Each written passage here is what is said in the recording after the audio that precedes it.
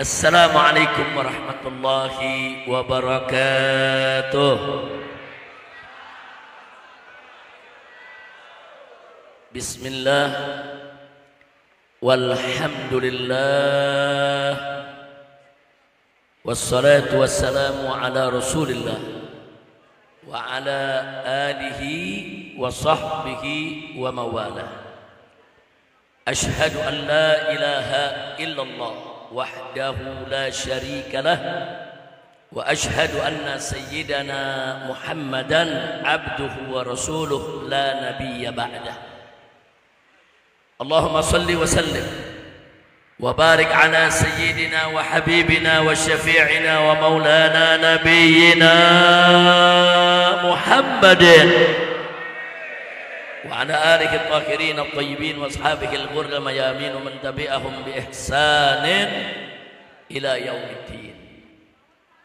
سيادة الحبائب الشرفاء وسعادة العلماء الفضلاء وجميع الحاضرين والحاضرات الأحباء الأعزاء رحمكم الله. في هذه المناسبة السعيدة الطيبة المباركة لا أنسى أن أوصيكم جميعا ونفسي بتقوى الله وبطاعة رسول الله صلى الله عليه وسلم. فنسأل الله سبحانه وتعالى أن يهدينا إلى صراطه المستقيم ويجعلنا من المتقين ويدخلنا جنته جنة النعيم بحق سيد المرسلين والحمد لله رب العالمين. تقبل الله منا ومنكم فتقبل يا كريم. Alhamdulillah, setelah puja dan puji kita panjatkan bagi Allah Jalla Jalaluh, setelah salawat dan salam kita sampaikan untuk junjungan Nabi kita yang tercinta Sayyiduna Muhammad sallallahu alaihi wasallam, maka dalam kesempatan ini tidak lupa saya sampaikan salam penghormatan saya untuk para habaib, para kiai, para alim ulama, para guru-guru kita. Wabil khusus guru-guru kita yang tadi telah memimpin kita semua. Dari mulai tahlilnya, maulidnya, zikirnya, sholawatnya, ceramahnya. Saudara, dan teristimewanya untuk guru kita semua, orang tua kita yang duduk di samping kanan saya, yaitu Syekhuna al-Walid al-Muhtaram al-Mukarram Kiai Haji Munawir Asli al-Batawi hafidhahullahu ta'ala wa ra'ah. Famatarallahu bituli hayatih wa nafa'ana bi'ulumih fid dini wa dunya wal akhirah. Amin ya rabbal alamin. Dan alhamdulillah tadi juga banyak habaib yang telah kumpul bersama kita. Ada Habib Ja'far, ada Habib Hud, dan barusan Habib Taha Segaf telah menyampaikan mau'idhahnya. Mudah-mudahan semua guru-guru kita, habaib kita, kiai kita yang telah membimbing kita pada malam hari ini dipanjangkan umurnya dalam taat dan ibadah, sehat wal afiat, diberikan kemenangan dalam setiap langkah dakwah perjuangannya. Amin ya rabbal alamin. Secara istimewa tentunya salam penghormatan ini kita sampaikan kepada keluarga besar Sahibul Haul, yaitu keluarga besar daripada almarhum kita punya guru, almarhum wal-maghfurlah Kiai Haji Muhammad Abid Ahmad. Begitu juga almarhumah Haja Umamah binti Kiai Haji Muhammad Tahir, yang pada malam hari ini keduanya kita haulkan bersamaan dengan peringatan Maulid Nabi besar Muhammad sallallahu alaihi wasallam. Mudah-mudahan kedua almarhum ini, almarhum dan almarhumah, ditempatkan oleh Allah di dalam surganya, diterima segala amal ibadahnya, dihapuskan segala kesalahannya, dan semoga kedudukannya ditinggikan oleh Allah di sisinya dan di sisi Nabi kita Muhammad sallallahu alaihi wasallam. Kita mohon juga kepada Allah agar keluarga yang ditinggalkan, adik-adiknya, keluarganya, anak, menantu, cucu, semuanya dilindungi oleh Allah Subhanahu wa taala dan diberkahi. Teristimewanya putra beliau yaitu Kiai Haji Nasrullah Abid, saudara, yang saat ini sudah beberapa lama kita tahu sedang diuji oleh Allah, dicoba oleh Allah mudah-mudahan Allah sembuhkan, Allah berikan sehat wal afiat dengan berkat daripada peringatan yang kita buat pada malam hari ini. Ala hadhihi niyyah wa likulli niyatin salihah wa ila hadratin nabiyil mustafa sallallahu alaihi wasallam bisirril Fatihah.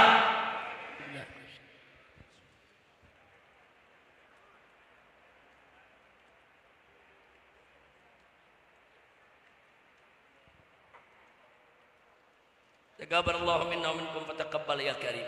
Dan akhirnya tidak lupa kita sampaikan penghormatan dan penghargaan kita kepada segenap panitia penyelenggara yang telah bekerja keras di bawah pimpinan ketuanya yaitu Saudara Ahmad Al-Asfahani. Nah, mudah-mudahan seluruh panitia, begitu juga semua pihak yang telah ikut membantu melancarkan acara ini diberikan ganjaran berlipat ganda oleh Allah Subhanahu wa taala.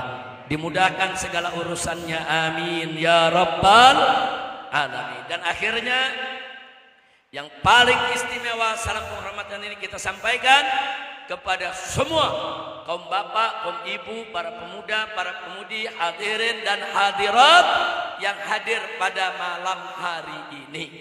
Nah, betul yang dikatakan oleh Habib Thaha Segaf tadi, beliau doakan agar setiap tetesan air hujan yang malam hari ini membasahi kita semua semoga menjadi limpahan rahmat, barakah, maghfirah untuk semua yang hadir di sini. Amin ya rabbal alamin. Hibail kiram, menarik yang tadi disampaikan oleh Habib Thaha Segaf. Satu mauidhah yang singkat, padat, ringkas, jelas, penuh hikmah. Yang intinya beliau memotivasi kita semua, mendorong kita semua untuk menuntut ilmu. Jadi ini nasihat luar biasa, saudara. Kenapa? Karena memang Nabi yang sudah menetapkan dan menyatakan buat kita semua bahwa thalabul ilmi faridatun ala kulli muslim. Menuntut ilmu itu merupakan fardu, saudara, atas setiap muslim. Setiap muslim dan muslimah wajib untuk menuntut ilmu yang dengannya dia bisa kenal Allah, yang dengan ilmu tersebut dia bisa kenal Rasul, yang dengan ilmu tersebut dia bisa membedakan mana hak, mana batil, mana baik, mana buruk, mana halal, mana haram sebagai pedoman hidupnya. Wajib. Makanya Imam Al-Ghazali dalam kitab Ihya Ulumuddin, saudara, mengutip satu riwayat di mana pernah dinyatakan bahwa al-ilmu imamun wal amalu tabi'uhu. Saudara, artinya apa? Ilmu itu adalah imamnya, sedangkan amal perbuatan itu adalah makmumnya. Kalau kita punya ilmu, insya Allah amal itu akan dituntun oleh ilmu bagaimana dia harus berbuat, saudara. Sementara kalau beramal tanpa ilmu, hati-hati, saudara. Bukan hanya saudara itu bisa menimbulkan dosa bagi kita semua, bisa menyebabkan amalannya tidak sah, tidak diterima oleh Allah, tapi juga itu bisa menyebarkan aneka ragam bid'ah di tengah-tengah umat. Na'udzubillah min dzalik. Maka itu saya mau tanya semua nih, menyambung apa yang disampaikan oleh Habib Thaha Segaf tadi, saudara, siap untuk menuntut ilmu? Siap untuk menuntut ilmu? Takbir. Nah, sebetulnya saudara, kita hadir di sini pun menuntut ilmu. Dari tadi, dari ceramah-ceramah yang disampaikan oleh para guru, riwayat maulid yang kita baca, saudara, isinya ilmu. Ilmu tentang kelahiran Nabi, ilmu tentang bagaimana perjuangan Nabi, ilmu tentang bagaimana suka dukanya Nabi berjuang menyebarkan Islam, ilmu tentang mukjizat Nabi, ilmu tentang aneka ragam sifat-sifat mulia Nabi kita Sayyiduna Muhammad sallallahu alaihi wasallam. Tanpa ilmu kita nggak bakal kenal siapa itu kita punya Nabi, ya ikhwan. Nah, maka itu yuk mari sama-sama dalam ceramah yang singkat tadi yang sudah disampaikan oleh Habib Thaha itu, yuk mari semangatkan diri kita untuk menuntut ilmu. Bahkan dalam Al-Quranul Karim, saudara, Allah nyatakan kedudukan orang yang berilmu nggak sembarangan. Faqala ta'ala yarfa'illahu alladhina amanu minkum walladhina utul ilma darajat. Nggak main-main, saudara. Allah yang menyatakan, Allah tinggikan kedudukan orang-orang yang beriman di antara kamu, saudara. Dan orang-orang yang punya ilmu bahkan ditinggikan beberapa derajat. Subhanallah. Jadi dengan ayat ini Allah memuliakan para ulama. Kalau Allah saja yang maha mulia memuliakan para ulama, maka kita umat Nabi, saudara, yang banyak kekurangan, yang jauh dari kemuliaan, wajib untuk memuliakan yang dimuliakan oleh Allah. Wajib kita tinggikan derajat mereka-mereka yang ditinggikan derajatnya oleh Allah Subhanahu wa taala. Betul? Betul. Nah, siapa sih itu ulama yang ditinggikan derajatnya oleh Allah, saudara? Di ayat lain Allah menyatakan, innama yakhshallahu min ibadihil ulama. Innama yakhshallah, sesungguhnya golongan yang betul-betul takut kepada Allah min ibadih, saudara, dari hamba-hambanya ini adalah golongan al ulama. Jadi ulama yang takut kepada Allah itu yang tinggi derajatnya di sisi Allah. Ulama yang ikhlas, ulama yang ucapan dan perbuatannya seiring sejalan, ulama yang betul-betul mencari ridha Allah. Hati-hati Pak, Bu, ya Bu. Bu, ulama itu ada dua, ada ulama akhirat, ada ulama dunia. Ada ulama khair, ada ulama su. Ada ulama yang baik, ada ulama yang buruk, saudara. Tapi untuk ulama yang khair, ulama akhirat, ulama yang baik, jangan coba-coba kita kurang ajar kepada mereka, saudara. Hormati mereka sebagaimana Allah menghormati mereka. Hargai mereka sebagaimana Allah menghargai mereka. Tinggikan kedudukan mereka sebagaimana Allah meninggikan kedudukan mereka. Muliakan mereka sebagaimana Allah muliakan mereka. Dan kedudukan ulama, Nabi menginformasikan kepada kita nggak sembarangan, saudara. Al ulama warasatul anbiya. Ulama itu pewaris para nabi, saudara. Ulama-ulama yang lurus, ulama-ulama yang beriman bertakwa kepada Allah, ulama yang istiqamah, mereka adalah pewaris dari Sayyiduna Muhammad sallallahu alaihi wasallam.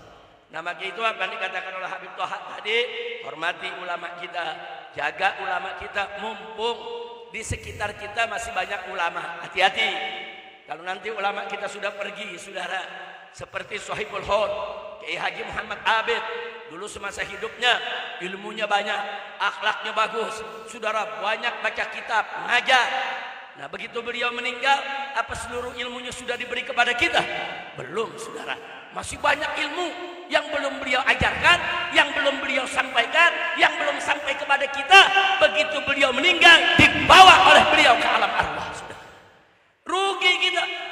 Makanya Allah ingatkan, saudara, bahwa Allah Subhanahu wa taala, innallaha la yanzi'ul ilma intiza'an minan nas. Allah enggak mencabut ilmu begitu saja dari manusia. Jadi kalau Allah mencabut ilmu dari kita, apakah itu ilmu tauhid, ilmu akhlak, ilmu syariat, ilmu fikih, ilmu agama, saudara? Nah, bagaimana cara Allah mencabut? Allah enggak cabut begitu saja, saudara. Kalau Allah mencabut begitu saja bisa. Kalau Allah mencabut begitu saja, maha kuasa Allah.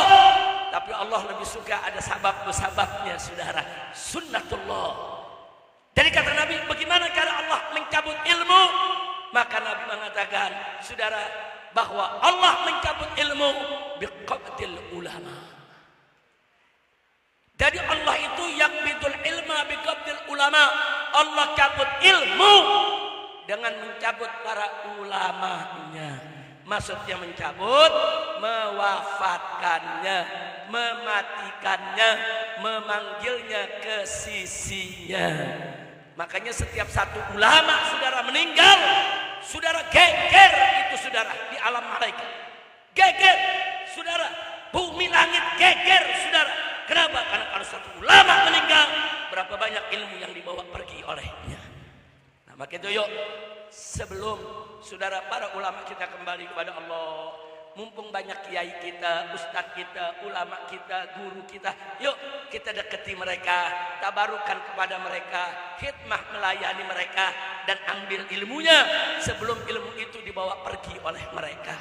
Insya, saya mau tanya sekali lagi, siap nuntut ilmu, siap dekat dengan ulama, siap dekat dengan kiai, siap hadir di majelis-majelis taklim mereka? Takbir! Alhamdulillah. Jadi kasih semangat untuk diri kita, saudara. Yuk bagaimana supaya kita dapat ilmu yang manfaat, insya Allah. Al-Imam Al-Khalil Ibn Ahmad radhiyallahu ta'ala anhu, sebagaimana dikutip oleh Imam Ghazali dalam kitab Ihya-nya, saudara, Ihya Ulumuddin. Al-Imam Al-Khalil Ibn Ahmad pernah mengatakan, saudara, ar-rijalu arba'atun. Orang itu ada 4 macam. Orang itu ada berapa macam? Ada 4 macam. Yang pertama, rajulun yadri wa yadri annahu yadri. Orang yang tahu dan tahu kalau dirinya tahu. Fadzalika alimun fattabi'u. Kata Imam Khalil bin Ahmad, kalau ada orang yang model begitu tuh, dia tahu dan tahu kalau dirinya tahu, fadzalika alim. Itu yang disebut orang alim. Itu yang disebut ulama. Apa kewajiban kita? Fattabi'u, ikuti dia. Udah jangan ragu, ikuti aja. Ikuti ilmunya, ikuti petunjuknya, ikuti ajarannya, ikuti fatwanya. Selamat dunia akhirat, insya Allah. Jadi rajulun yadri wa yadri annahu yadri. Orang yang tahu, yang dia tahu kalau dirinya tahu, saudara. Contoh, seorang ulama, saudara, dia tahu, dia punya ilmu, saudara, dan diamalkan itu ilmunya, saudara. Itu namanya beliau tahu dan tahu kalau dirinya tahu, saudara. Artinya tahu diri. Kalau bahasanya Habib Toha Sikaf tadi, ada orang tahu diri, ada orang nggak tahu diri. Nah, ini tahu diri nih. Dia punya ilmu, dia amalkan. Dia punya ilmu, diajarkan. Dia punya ilmu, dia sebarkan. Nah, itulah yang disebut orang yang tahu dan tahu kalau dirinya tahu. Mudah-mudahan kita semua bisa mencapai derajat ini. Amin. Amin ya rabbal alamin. Yang kedua, wa rajulun yadri wa la yadri annahu yadri. Dan orang yang tahu tapi dia tidak tahu kalau dirinya tahu. Dia tahu, tapi dia nggak sadar kalau dirinya tahu, saudara. Seperti siapa? Seperti orang yang punya ilmu. Dia ngerti, ilmunya luas, tapi dia nggak amalin, saudara. Dia nggak ajarin ke orang, dia nggak sebarluaskan. Dia punya ucapan dengan perbuatannya bertolak belakang, saudara. Dia tahu, saudara, tapi nggak tahu kalau dirinya tahu. Nah, ini yang kalau tadi bahasanya Habib Toha apa nih? Orang yang nggak tahu diri, saudara. Mestinya kalau tahu dirinya alim, dirinya pintar, dirinya ahli soal agama, ya amalkan dong. Nah, orang semacam ini, kata Imam Khalil Ibn Ahmad, sebagaimana dikutip oleh Imam Ghazali dalam kitab Ihya Ulumuddinnya tadi, saudara, fadzalika naimun fa'aikizuhu. Kalau anda ketemu orang begitu, ketahuilah fadzalika naim, itu orang yang tidur. Maksudnya lalai, nggak tahu diri. Apa kewajiban kita? Jangan diikutin. Kewajibannya apa? Fa'aikituhu, bangunin dia dari tidurnya. Kira-kira jelas gak? Jadi ada orang punya ilmu, saudara, tapi nggak ngamalin. Ingetin, malu dong. Ente ke pesantren 20 tahun, sekolah di luar negeri, bahasa Arab pintar, Quran hafal, hadis luar biasa. Kok begini amal ente? Kok begini perbuatan ente? Malu dong kepada Allah. Itu tugas kita, saudara. Bukan diikutin, jangan. Walaupun dia pintar, walaupun ilmunya segudang, saudara, kalau dia tidak mengamalkan ilmunya, lain ucapan, lain perbuatan, dia lagi lalai, dia lagi tidur, bangunin. Kira-kira jelas gak? Jelas gak? Semuanya jelas. Lanjut. Yang dua nanti aja deh. tadi ada 4 Bu ya. 2 udah kan Bu? Yang 2 lagi utang. Lanjut apa utang? Lanjutnya bulan depan deh. Biar panitia bikin lagi acara Bu. Bu, biar panitia bikin lagi makan keburi lagi Bu. Lanjut. Betul? Oh, kalau begitu ente nggak mengundang anda lagi ente. Lanjut ya. Sudah berapa barusan? Sekarang yang ketiga. Wa rajulun la yadri wa yadri annahu la yadri. Golongan ketiga, orang yang nggak tahu, nggak punya ilmu, nggak tahu apa-apa. Wa yadri, tapi dia tahu. Annahu la yadri, kalau dirinya nggak tahu. Dia nggak punya ilmu, tapi tahu diri. Dia nggak ngerti apa-apa soal agama, tapi tahu diri. Nggak punya ilmu, ya dia belajar. Nggak punya ilmu, ya dia deketin ulama. Nggak punya ilmu, nggak tahu apa-apa, ada masalah, ya tanya kepada kiai. Itu namanya orang yang nggak tahu, tapi tahu kalau dirinya tidak tahu. Bagus nggak? Bagus nggak? Masih bagus. Di sini dikatakan fadarika mustarsyidun fa'arsiduhu. Orang yang semacam ini bukan orang bodoh, bukan. Orang semacam ini mustarsyid, orang yang lagi nyari petunjuk, saudara. Orang yang lagi nyari arah, saudara. Kewajiban kita fa'arsidu, tunjukkan dia ke jalan yang benar. Masya Allah. Alhamdulillah. Mudah-mudahan kalau kita nggak masuk golongan 1 tuh tadi, ya paling nggak golongan 3 lah. Jangan yang kedua. Kalau kita nggak masuk orang yang tahu dan tahu kalau dirinya tahu, setidak-tidaknya kita jadi orang yang nggak tahu tapi tahu diri. Kira-kira jelas gak? Nah, yang 2 jangan dah. Walaupun ilmunya banyak, tapi kalau nggak tahu diri buat apa? Yang keempat lebih gawat lagi. Yang keempat apa saudara? Kata Imam Khalil ibn Ahmad, wa rajulun la yadri wa la yadri annahu la yadri. Orang yang tidak tahu dan tidak tahu kalau dirinya tidak tahu. Dia nggak ngerti, sok ngerti. Udah goblok tekak lagi. Ada gak? Bu, ada gak? Ada gak? Udah goblok, sok tahu sudah. Yang begini nih, saudara, apa kata Imam Khalil bin Ahmad? Fadarika jahil. Itulah orang yang jahil, yang bodoh, yang goblok. Apa kewajiban kita?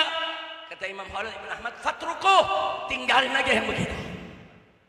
Ada yang nanya, Habib, masa orang bodoh ditinggal? Orang bodoh bukan diajarin, Beb. Jawab jangan. Jawab jangan. Kapan? Udah malam. Ibu nggak capek diri begitu Bu? Ya Allah, kesian banget. Ini urusannya pulang kaki pakai parem nih. Lanjut. Kenapa sih orang bodoh semacam itu nggak usah diajarin, tinggalin? Sebab bagaimana mau diajarin, saudara? Udah bodoh nggak tahu diri, ulama dilawan, ulama aja dilawan, lu mau nasehatin? Sampai budak juga ada nggak denger, betul? Betul. Jadi orang yang tidak tahu, tapi tidak tahu dirinya tidak tahu seperti apa? Dia nggak punya ilmu, dia nggak menuntut ilmu. Dia nggak punya ilmu, kalau ada masalah, dia nggak mau nanya kepada ulama, dia bikin fatwa sendiri, saudara. Dia nggak punya ilmu, dinasihatin oleh ulama, dia lawan itu ulamanya. Bahkan ulama dicaci maki, ada gak? Ada gak?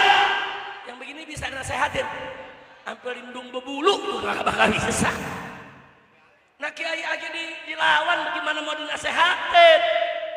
Yang begini, kata Imam Khalil ibn Ahmad, fatruku, tinggalin. Maksudnya tinggalin, saudara, kita asingin, kita boikot dulu, biar dia sadar. Nah besok dia ngomong nggak ada yang mau dengerin, kan dia mikir, kok orang nggak mau denger gue? Kok gue ke kiai melengos? Kok gue ke majelis nggak ada yang mau ngeliat gue? Kenapa ya gue begini? Oh, gue goblok so pinter kali. Nah, kan sadar tuh. Oh, kalau begitu gue nggak boleh teka nih kiai. Kalau begitu gue mesti ngaji dah. Kalau begitu gue mesti belajar ilmu yang benar. Kalau udah sadar, nah itu mustarsyid, saudara. Yang tidak tahu, tapi tahu kalau dirinya tidak tahu. Kalau dia sudah sadar, fa'arsidu, baru kita ajarin dia. Kira-kira jelas gak? Paham gak? Nah sekarang yang model-model nomor 4 banyak gak? Banyak gak? Bukan ulama ngeluarin fatwa. Iya. Nggak ngerti nasab, sok ngomong nasab. Iya. Kacau tidak? Kacau tidak? Udah gitu ada saudara pemusik pakai ngomong, saya hakul yakin. Ala lu bomenyan. Lu belajar nasab di mana pakai mau jadi begal nasab? Iya. Udah jangan diterusin dah. Kan tadi Khalil Ibn Ahmad bilang apa? Kalau udah nggak tahu dirinya nggak tahu, apain? Tinggal. Siap tinggal? Siap tinggal. Ulama kiai yang lurus banyak, ulama kiai yang istiqomah banyak. Kenapa jadi kita ikut yang ngawur? Betul tidak? Betul tidak? Nah, jadi makanya tadi saya katakan, hati-hati model yang keempat, saudara. Udah goblok tekak lagi. Pokoknya di kampung sini, Bu, kalau ada perempuan ke lelaki yang goblok tekak, boikot aja Bu, boikot. Udah jangan diajak ngomong. Kalau dia ngomong suruh belajar dulu, sono. Ya kira-kira jelas gak? Nah sekarang saya mau tanya lagi semua, siap menuntut ilmu? Siap menuntut ilmu? Kalau kita menuntut ilmu, saudara, kita menuntut ilmu berarti kita tahu kalau diri kita tidak tahu. Nah tinggal kalau derajat kita mau naik, amalkan ilmu yang kita dapat, insya Allah. Bu, paham Bu? Alhamdulillah. Siap ngaji Bu ya? Bapak-bapak semua saya mau tanya, anak-anak muda ini semua siap ngaji? Siap menuntut ilmu? Takbir! Sallu ala Nabi. Ini udah jam berapa nih? Terus lu pikir gua mobil lu parkir? Ini kurang sopan juga nih. Bu, ya Habib tahu diri dong.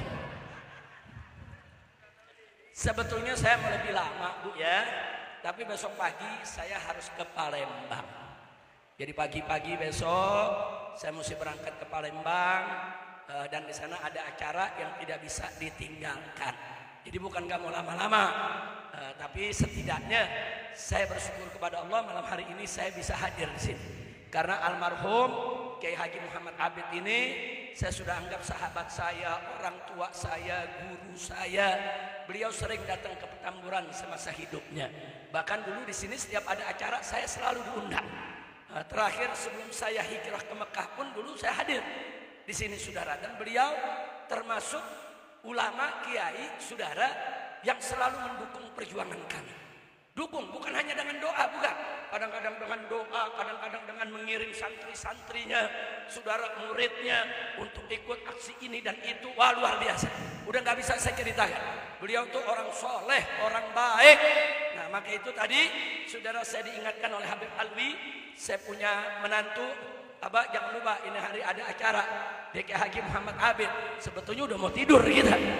Nah, tapi begitu diingetin Habib Alwi, ya kita siap-siap kita berangkat. Mudah-mudahan gak terlambat. Alhamdulillah. Nah itu yang saya ingin ingatkan kepada umat semua. Tolong Pak Bu ya, nuntut ilmu. Dan jangan lupa, saudara, al ilmu nurun falatutfi'hu bil maksiyah. Ini nasihat gurunya Imam Syafi'i kepada Imam Syafi'i. Jadi Imam Syafi'i bertanya kepada salah satu gurunya, Tuan Guru, kenapa sih kadang-kadang kalau belajar suka susah, hafalan suka hilang? Bagaimana caranya supaya hafalan gak hilang, belajar gampang? Gurunya ingetin kepada Imam Syafi'i, al ilmu nurun, ilmu itu cahaya yang terang benderang, fala tutfi'hu bil maksiyah, jangan kau padamkan dengan maksiat. Jadi Bapak Ibu, semakin banyak kita maksiat, itu mengerti ilmu semakin susah. Ngapalin Quran hadis semakin susah. Tapi kita semakin jauh daripada maksiat, maka ilmu kita akan semakin berkah. Jadi kalau ada anak-anak muda di sini, kenapa sih ngapalin sulit? Kenapa sih belajar agama sulit? Nah kuncinya Imam Syafi'i setelah diberi oleh gurunya, yaitu jangan maksiat. Itu aja kunci. Jauh dari maksiat, menuntut ilmu akan mudah insya Allah. Nah kemudian Sayyidina Ali bin Abi Thalib radhiyallahu taala anhu pernah berpesan buat anak-anak muda ini. Apa kata Sayyidina Ali? Ya masyarus syabab, hei para pemuda, i'lamu, ketahuilah oleh kamu sekalian, anna hayatal fata, sesungguhnya kehidupan seorang pemuda, wallahi bil ilmi wat tuqa, demi Allah harus diisi dengan ilmu dan takwa. Kemudian beliau katakan, wa idalam yakuna, kalau ilmu takwa tidak dimiliki oleh seorang pemuda, fala tibara bi hayati, enggak ada artinya dia punya hidup, enggak ada maknanya dia punya kepemudaannya. Masya Allah.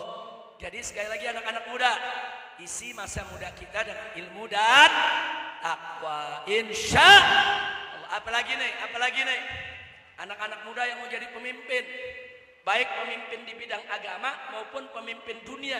Saudara, dari muda bersihin riwayat hidup kita. Jangan terlibat narkoba, jangan terlibat perjudian, jangan terlibat persinahan, jangan terlibat minuman keras, jangan terlibat segala bentuk maksiat. Kenapa? Karena catatan riwayat yang buruk saat Anda muda, begitu Anda menjadi pemimpin, itu akan digunakan oleh musuh Anda untuk memeras Anda, untuk menyandera Anda, untuk merusak kepemimpinan Anda.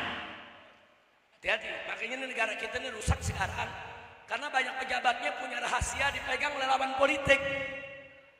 Jadi kalau memutuskan suatu keputusan, awas, lu nggak setuju, gue buka nih rahasia lu.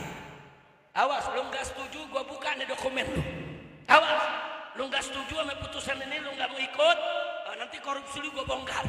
Nanti lu punya selingkuhan gue bongkar. Nanti lu minum di sana, judi di sini gue bongkar. Hancur di negeri, saudara.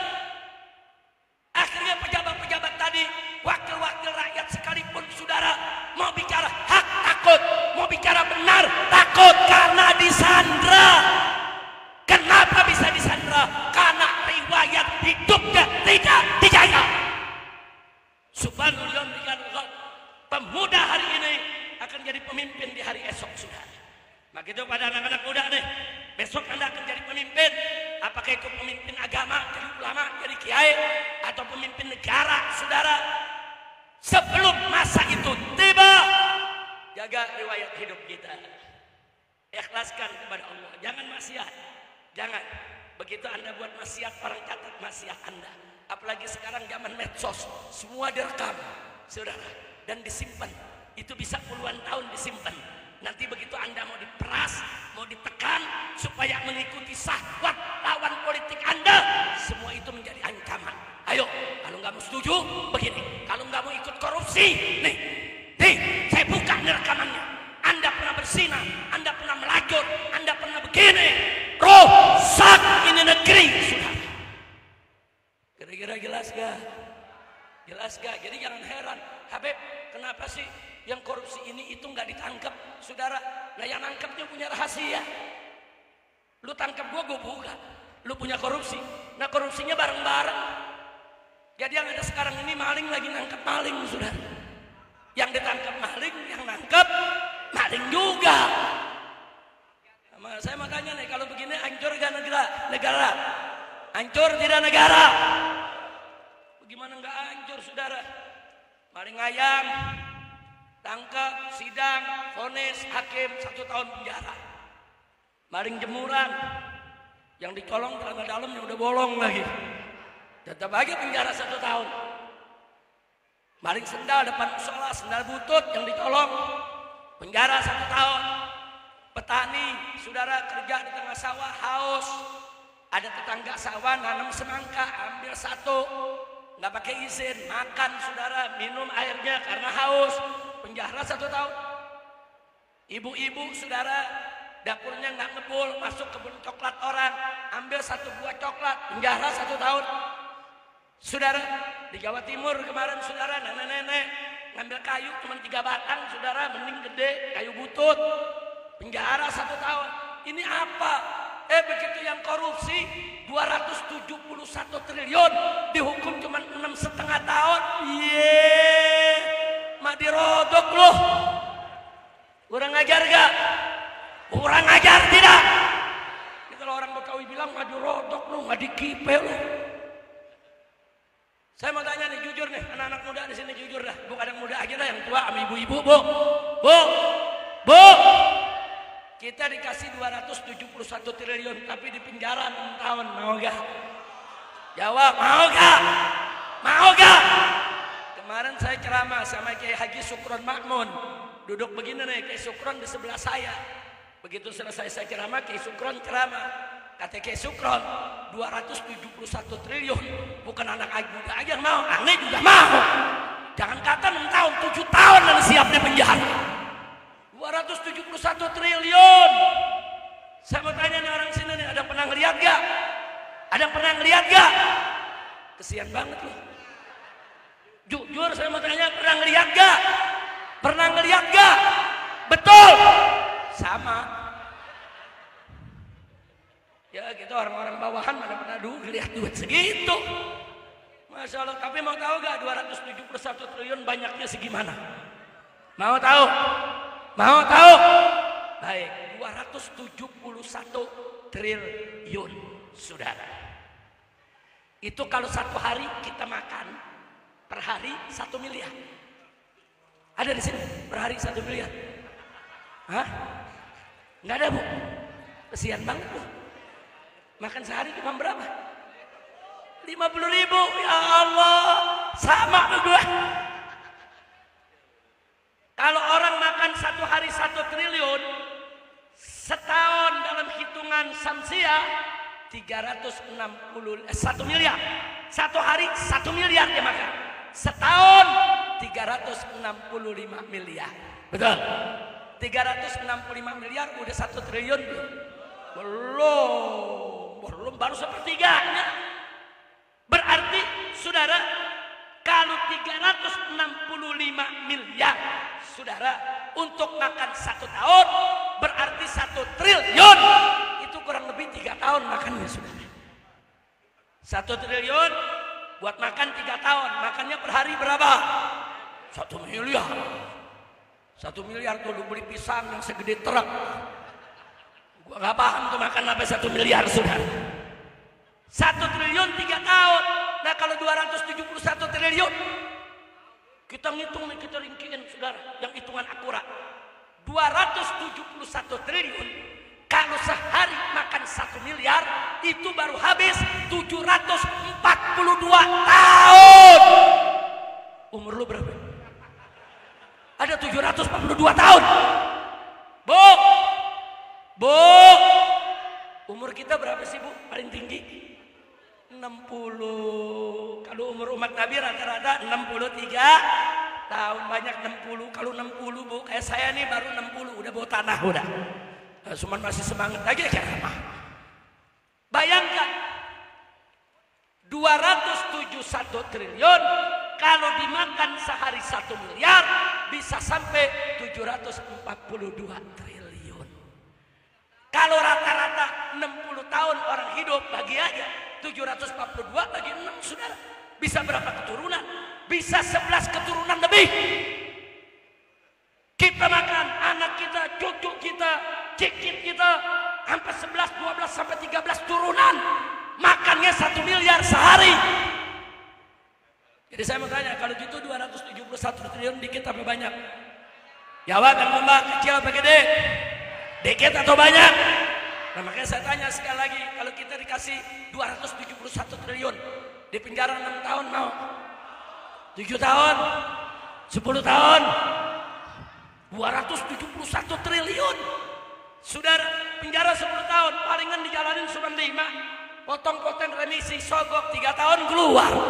Wih, kacau tidak? Kacau tidak? Nah sekarang saya mau tanya, kalau gitu hukum tadi adil gak? Jawab yang kompak. Adil tidak? Adil tidak? Nah ini gak boleh kita biarkan, saudara. Jangan, gak boleh dibiarkan. Bapak Prabowo sudah mengatakan, kita akan kejar para koruptor sampai ke Antartika.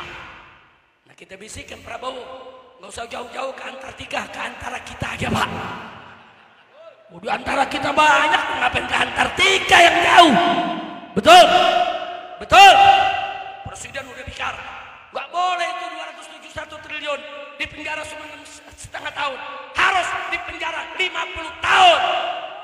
Itu kata presiden. Setuju? Setuju.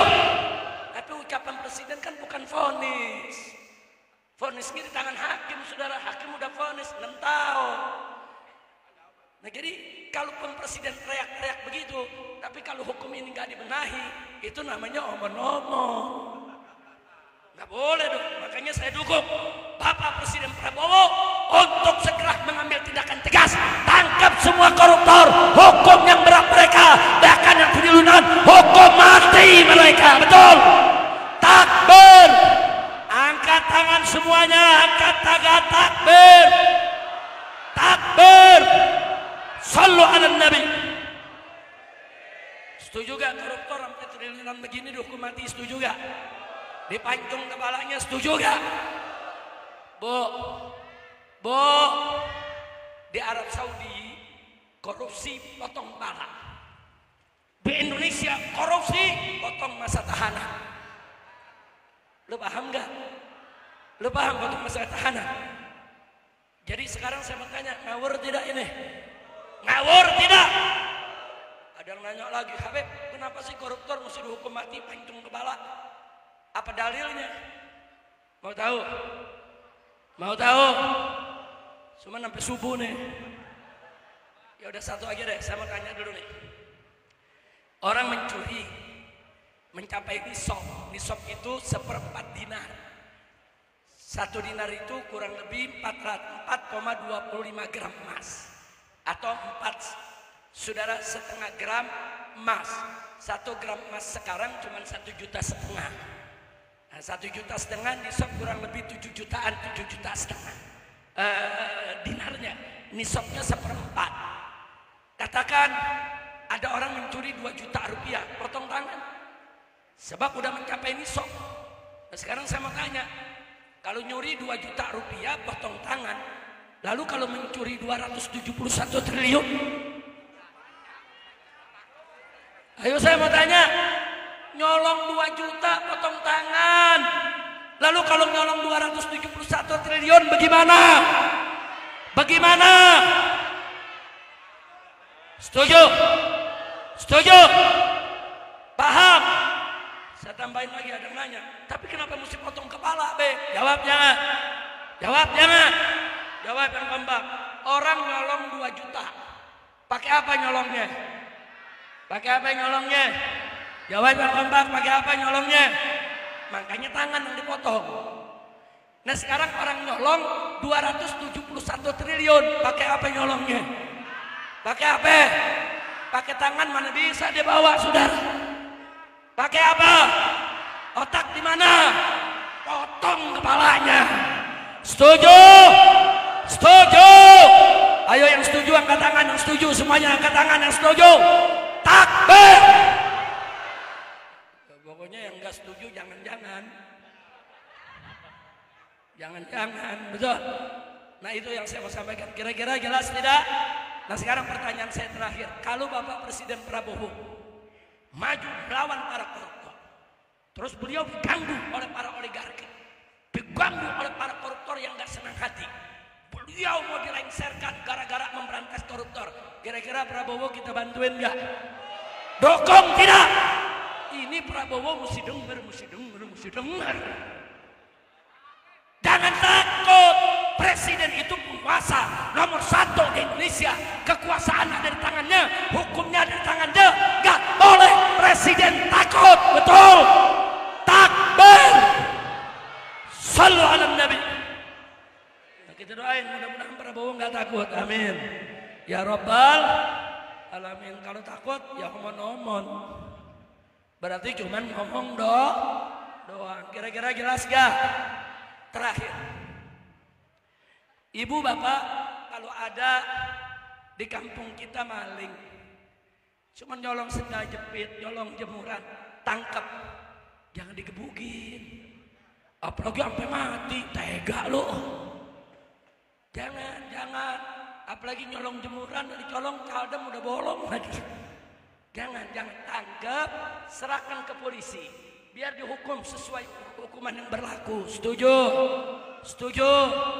Maling ayam, saudara, jangan digebukin sampai mati, jangan. Nah, kalau betul-betul kita mau kejar begal, rampok yang bunuh orang, ya habisi mereka. Setuju? Setuju? Begitu juga koruptor, saudara.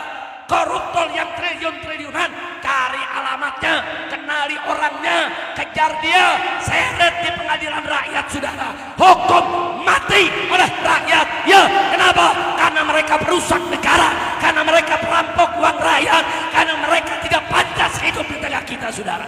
Takbir. Angkat tangan semua, takbir. Sallu ala nabi. Nah, itu yang saya mau sampaikan, saudara. Jadi sekali lagi, jangan maling-maling kecil yang kita musuhin. Maling kecil ini banyak terpaksa, anaknya nggak minum susu, istrinya nggak makan 3 hari. Saudara, jangan. Kalau ketangkep tanya, kenapa kau mencuri? Kenapa sendal butut begini lu colong? Kenapa? Tanya. Oh, dibilang istri saya nggak makan, putra saya bayi udah nggak nyusu sekian hari. Kita datangi rumahnya, kita lihat betul apa enggak. Kalau betul, bantu, sumbang. Kira-kira jelas? Saya bicara begini, ini bukan sikap pribadi saya, bukan. Mari, saudara. Di zaman Sayyidina Umar Ibnul Khattab radhiyallahu taala anhu, terjadi paceklik kemarau yang panjang. Di mana-mana terjadi pencurian, saudara. Gubernur-gubernur datang melapor. Ya Amirul Mukminin, ini di mana-mana orang kelaparan, paceklik panjang, banyak yang nyolong. Apa kita potong tangannya? Apa jawab beliau, saudara? Jangan. Kita bantu dulu, kita kirim ke semua daerah yang kelaparan. Perbaiki dulu ekonominya. Nanti kalau mereka sudah tidak kelaparan lagi, nyolong, baru potong tangannya. Adil tidak? Adil tidak?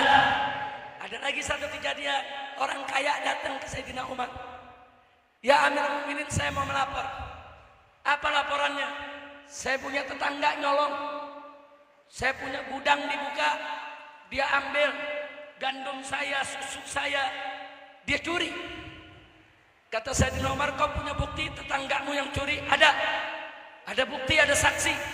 Akhirnya Sayyidina Umar panggil itu tetangganya, kirim pengawal, panggil itu. Begitu panggil, didudukkan, saudara. Ditanya oleh khalifah, kau kenal orang ini? Kau punya tetangga? Si orang yang dituduh mencuri ini menganggukkan kepala. Kenal Amirul Mukminin. Siapa dia? Tetangga saya. Ini orang datang lapor, katanya kau mencuri di gudang dia. Apa betul? Orang ini jujur ngaku, betul Amirul Mukminin, saya memang mencuri. Apa langsung dipotong? Enggak. Sayyidina Umar tanya, kau tahu gak kalau mencuri itu haram? Tahu Amirul Mukminin. Kalau dia nggak tahu, nggak boleh dipotong. Yang nggak tahu dikasih tahu sudah. Yang belum paham dipahamkan. Tapi ini jujur, saya tahu Amirul Mukminin. Ditanya lagi, apa langsung dipotong? Enggak. Ditanya lagi, kau tahu gak kalau hukumannya berat? Tahu Amirul Mukminin, hukumannya dipotong tangan. Orang ini jujur. Terus Sayyidina Umar mengatakan, baik, aku lihat kau jujur. Dari pertama ditanya kau mengaku semua. Kau ini orang baik. Tapi kenapa kamu mencuri? Kok orang sejujur kamu mencuri? Kenapa? Dia diam. Dia bilang, ya Amirul Mukminin, aku malu menceritakannya. Sudah aku ngaku salah. Mau dihukum, dihukum. Saya bilang, gak bisa. Mesti tahu dulu kenapa kau mencuri di rumah tetanggamu ini. Akhirnya orang ini diperintahkan oleh Sayyidina Umar untuk menceritakan. Dia katakan, ya Amirul Mukminin, sedih dia. Kami sekeluarga sudah 3 hari tidak makan, tidak minum. Saya cari kerjaan keliling kota, nggak dapat. Saya mengutang keliling kota, nggak dapat. Saya datang ke tetangga saya minta bantuan, dia nggak bantu. Minta kerjaan, dia nggak kasih kerjaan. Minta pinjaman, enggak, dia nggak kasih pinjaman. Saya pulang ke rumah, lihat istri sudah kelaparan, kehausan. Saya punya bayi udah nggak nyusu, nangis, kejam. Terpaksa saya datang ke gudangnya. Dia orang kaya, ya Amirul Mukminin. Dia punya ladang, dia punya ternak, dia punya harta berlimpah. Saya datang, saya curi seperlu untuk menyelamatkan hidup keluarga saya. Begitu Sayyidina Umar dengar begitu, Bu, apa kata Sayyidina Umar? Sayyidina Umar tanya kepada yang lapor, betul kau punya tetangga miskin? Yang lapor ngaku betul. Betul, dia udah minta bantuan kepada kau, kau nggak bantu. Betul. Betul kau nggak kasih kerja, betul. Betul kau nggak kasih pinjaman, betul. Akhirnya apa kata Sayyidina Umar? Wallahi, kalau besok tetanggamu ini mencuri lagi di rumahmu, bukan tangan dia yang aku potong, tapi tangan kamu yang aku potong. Takbir. Adil tidak Sayyidina Umar? Adil tidak Sayyidina Umar? Jadi jangan yang kecil dulu, saudara. Jadi jelas ya, yang saya punya mau, tolong yang kecil-kecil jangan diseksa, jangan dibunuh, jangan, kesian. Kesian saudara, nggak boleh, dosa kita. Jangan. Nah, tapi kalau yang gede-gede koruptor triliun-triliunan, pabrik sampai gulung tikar, orang kehilangan pekerjaan, sampai ada yang bunuh diri karena PHK, kelaparan. Ini koruptor-koruptor membuat rakyat banyak yang bunuh diri, membuat perempuan banyak dijual, saudara, hanya untuk memenuhi kebutuhan hidupnya. Ini yang mesti kita kejar, ini yang mesti kita seret, ini yang mesti kita hukum mati. Betul? Takbir. Nah, itu saja yang saya mau sampaikan, saudara. Mudah-mudahan ini bisa menjadi nasihat buat kita, pedoman buat kita. Sekali lagi kembali tadi, yuk kita belajar, yuk kita hormati kiai kita. Setuju? Alhamdulillah, kiai saudara Munawir asli. Beliau punya majelis di mana-mana, punya pesantren, punya pengajian, punya tabligh, hadir di mana-mana. Beliau orang tua kita, sesepuh kita. Mumpung beliau dan kiai-kiai sepuh yang lain masih ada, yuk kita timba ilmunya. Apalagi ilmu beliau, saudara, ini muttasilus sanad. Beliau punya guru ini muttasilus sanad. Sanad keilmuannya itu nyambung, saudara, ke Imam Nawawi, ke Imam Ibn Hajar, sampai kepada Nabi, saudara. Maka itu yuk, mumpung guru-guru kita masih ada, mari kita timba ilmu kepada mereka. Setuju? Sekian yang bisa saya sampaikan. Terima kasih atas segala perhatian. Mohon maaf atas segala kekurangannya. Dan saya mohon maaf, jangan ada yang bergerak sebelum dibubarkan oleh panitia. Setuju? Karena masih ada satu qori, yaitu Ustadz Haji Muammar Z.A. yang suaranya luar biasa. Kita dengarkan setelah ini dengan khidmat. Setuju? Setuju? Nah, baik, saya hadir sini tidak sendiri. Saya didampingi oleh saya punya menantu. Ini mantu saya yang pertama, Habib Alwi bin Sumaid. Dan ini mantu saya yang kelima, Habib Muhammad bin Hadi Al-Habsyi. Sebetulnya kalau waktunya panjang, saudara, Habib Alwi bisa ceramah, Habib Muhammad bin Hadi bisa ceramah. Bahkan Habib Muhammad bin Hadi bagus baca qasidahnya, saudara. Tapi karena waktu sudah sempit, saya harus pulang. Persiapan besok pagi untuk ke Palembang. Saya minta maaf, cukup sampai di sini saja. Terima kasih. Hadani Allah wa iyyakum minas siratal mustaqim. Wassalamualaikum warahmatullahi wabarakatuh.